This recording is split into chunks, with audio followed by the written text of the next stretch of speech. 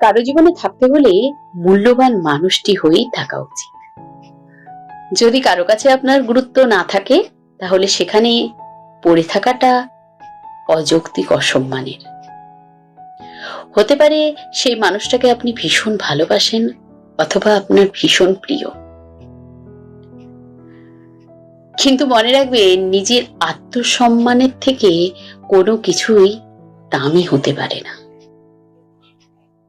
যারা আপনাকে অবহেলা করে, কষ্ট দেয়, দিনের পর দিন তাদের পেছনে পড়ে থেকে নিজেকে ছোট করাটা সত্যিই বোকামি।